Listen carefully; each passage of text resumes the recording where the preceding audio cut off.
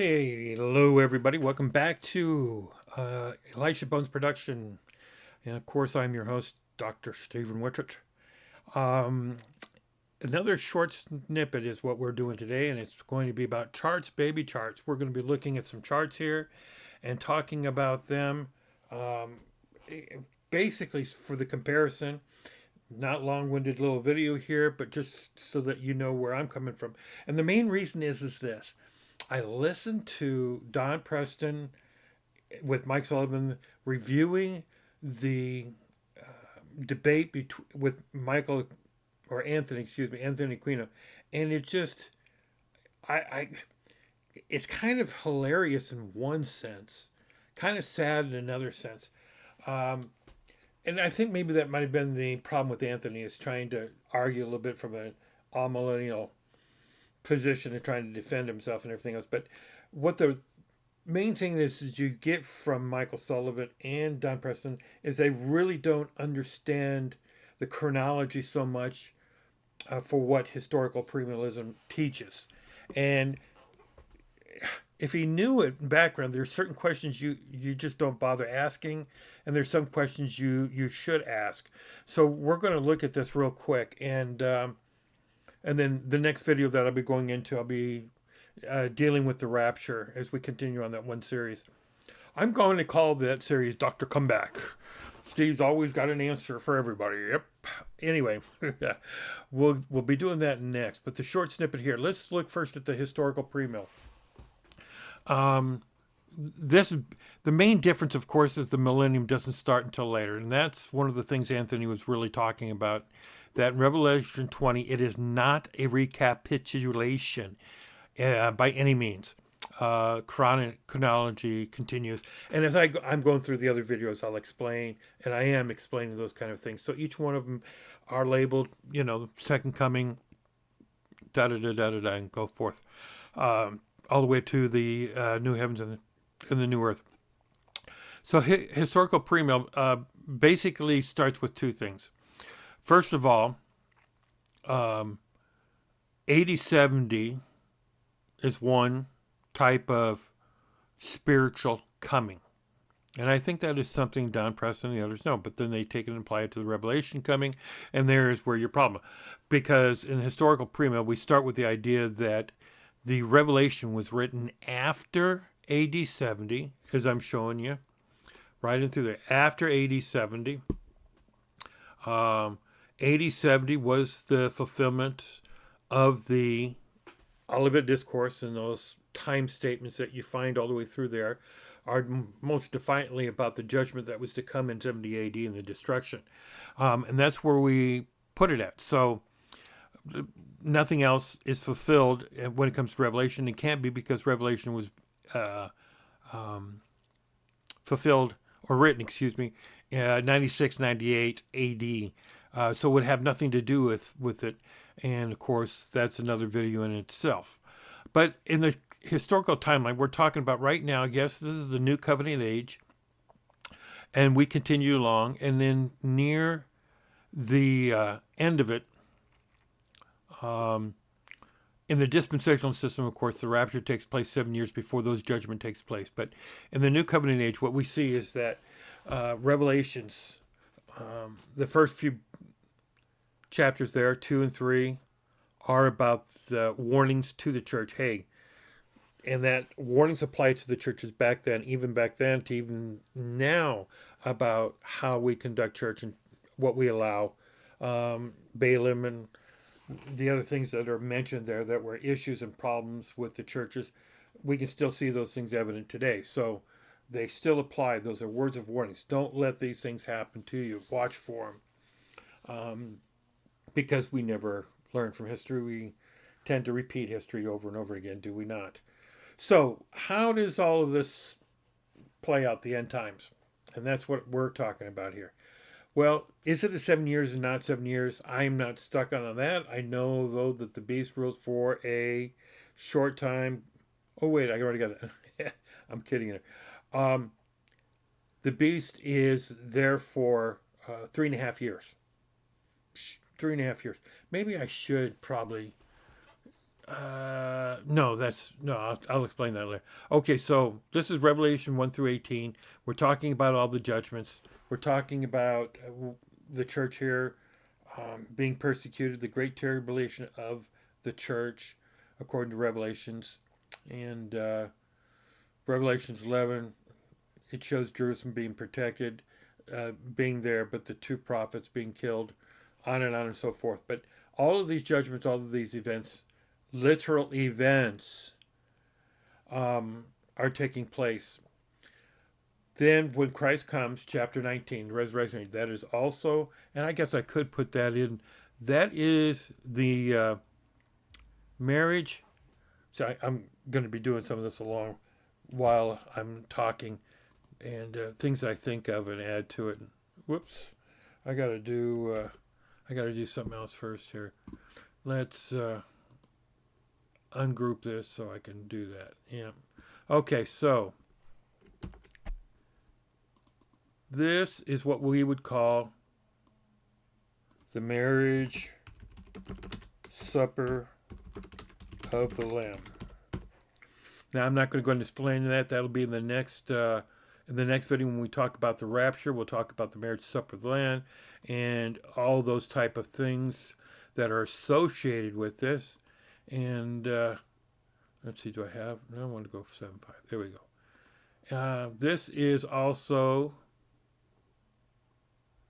the second coming is the marriage supper of the Lamb, according to, I think that looks good right there, according to Revelations 19, because that's how it begs. And basically, what is the marriage supper? That is when the saints are caught up. They meet him in the air, just like in Matthew 25. You have that imagery of the people waiting there, and the groom arrives. They go out to meet him, and then both groups go into the party and work together, and those that are left out, they're out. So that is why they call it the marriage supper of the Lamb, or the marriage of the Lamb, is technically, when you look at it in Revelations. I'm not doing this to go into scriptures and do a complete exegesis. I am just simply giving you this outline of what I am talking about and giving the exegesis and the other things. So this is what we would call, where we would say that the rapture happens. It is, of course, there are many similarities between dispensational and historic premill. Dispensation is built on historical premill, but Darby went away from it. Many things he didn't understand. Okay, so second coming happens. It is the resurrection of the dead. We got through Revelation 19 is all fulfilled, and that is when we claim and we look at the millennial kingdom begins, the 1,000 years, and it is about Jesus ruling on earth. That, of course, is what we're talking about in those other videos. So we'll explain that. Satan is imprisoned. He's not bound. He is imprisoned. So at the end of this time, he's released for a short time and gathers the armies. They surround Jerusalem, the camp of the saints, the city he loves, which shows that it can't be a recapitulation. And that is when fire is called down, and everything you see on earth fades away, it goes away. All men who have ever lived ascend into heaven. Those out of Hades are resurrected back into their bodies, same as all other people. So they all stand before the God in heaven, the great white throne judgment, and are judged for the deeds done while in the body. Those of the unjust whose names are written not in the book of life, they're the ones that end up in the lake of fire. Heaven and earth are passing away, of course, because a new heaven and earth is coming. That does not mean that the earth is destroyed. The word kanos there means that it is a new heavens. It's being made like new.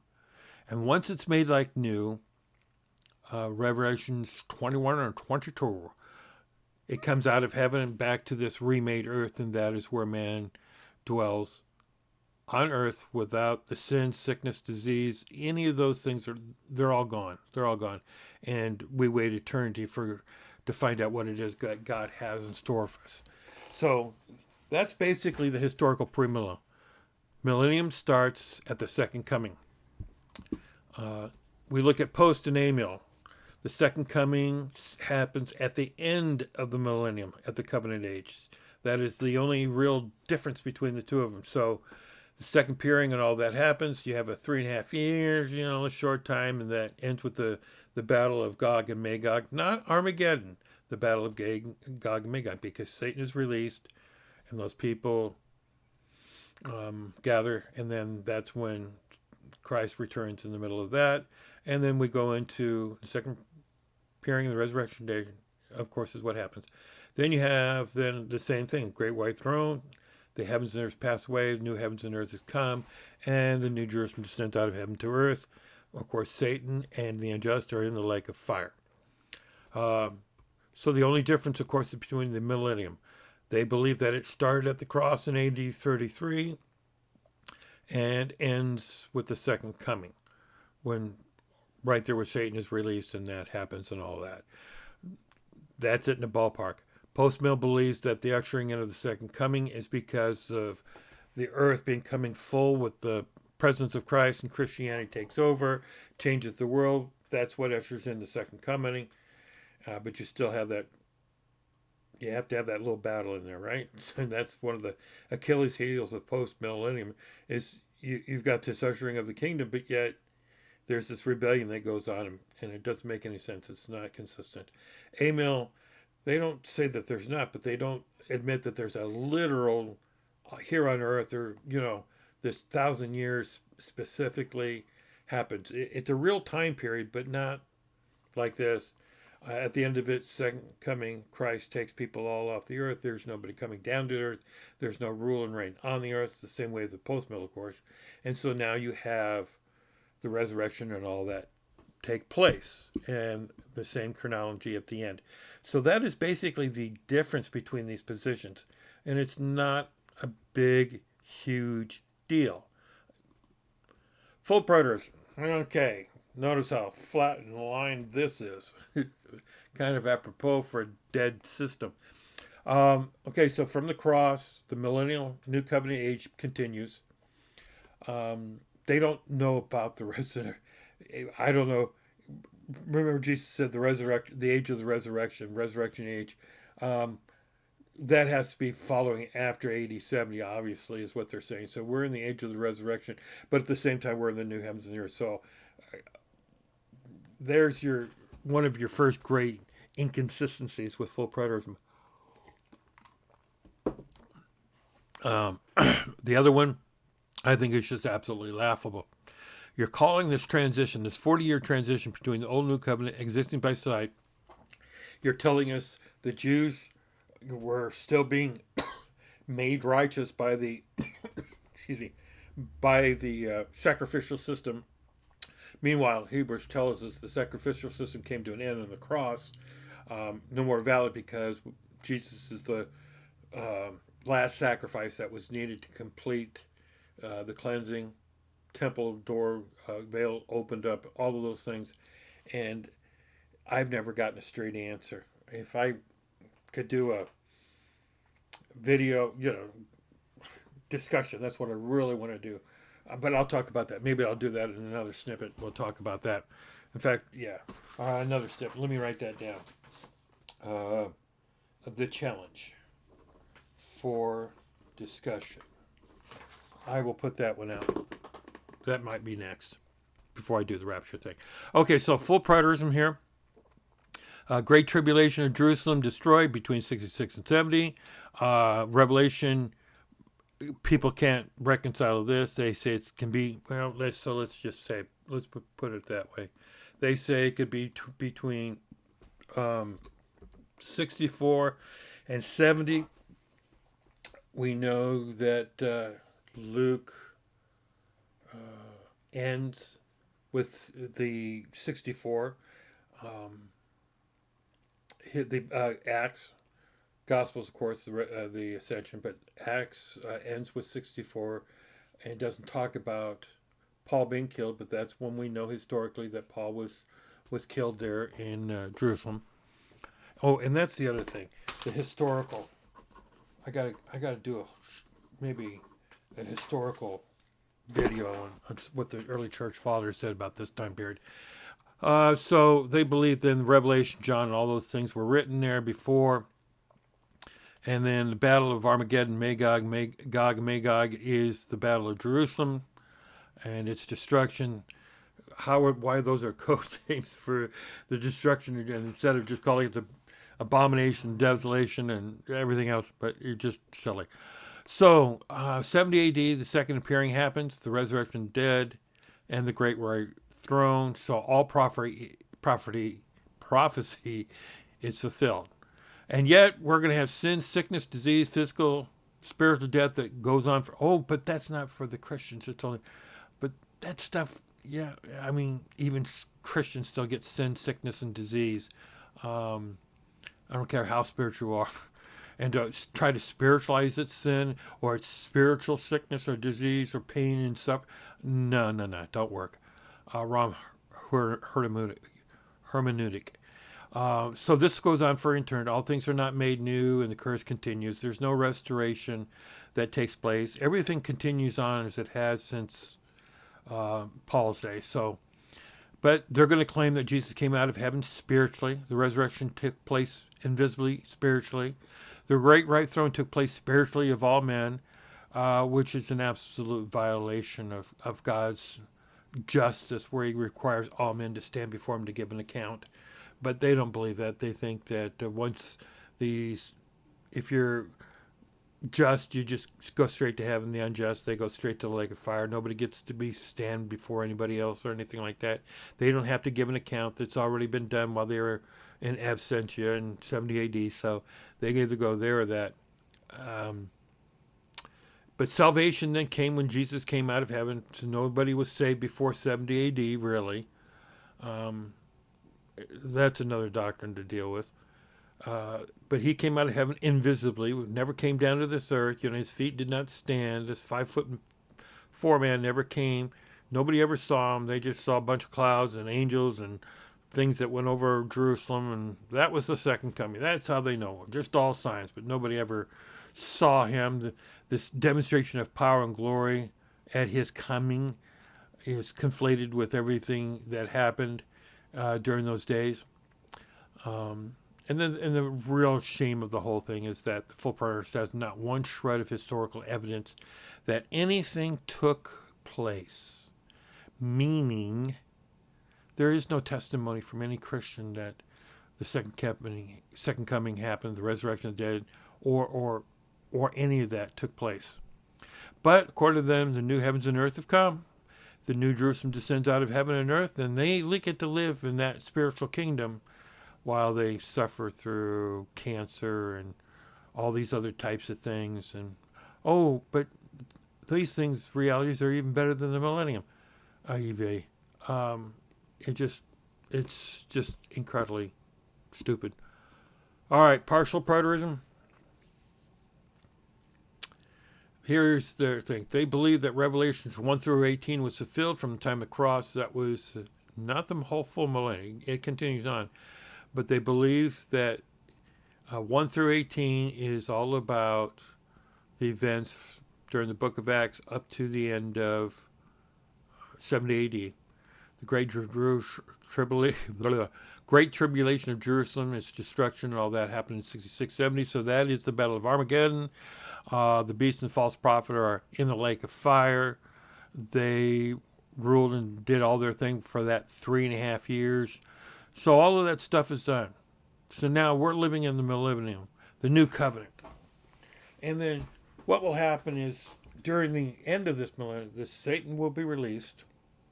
Battle of Gog and Magog, there's another where they come to attack Jerusalem. And this is what the baffling part is. See, Satan is the one who is deceiving people. He's bound at the cross. He's released here. But it says the beast and the false prophet were all the signs and wonders that they did was because of Satan. So after all that happened, Satan continues to live on and continued on to go. He's not bound. He's out running around fooling people. So that at the end there, he gathers people for a second time against the city he loves, the city at the camp of the saints and all that. And that's when Christ returns, the resurrection of the dead happens, and then we go on to the rest. That's all the same. And of course, this whole argument and everything revolves around Revelations 20. When is the mill and when it happens and all of those and what people believe. And that's pretty much it in a nutshell of the four different views. And so in the other videos I'm doing, I've dealt with the Olivet. I believe I did with the historical church, but there's a couple more things I'm going to do with that. Second coming and all of that. I've dealt that. So now I'm going on to the rapture to explain what those things are, and then we'll go from there. So this is meant to be preliminary while we look at it. So when you look at this, this is what we believe. And between us, Amill, essentially the minor differences between them is all about the Amill, with partial and all that. But of course, full mill is the only one that says it all happens right there, and timeline continues on and things like that. So this is just a basic reference so people want to know, hey, what does historical premill believe? And they'll be able to come back to this chart in this video and see it on my thing. Okay, guys, thanks a lot. I will catch you later on the next video we talk about.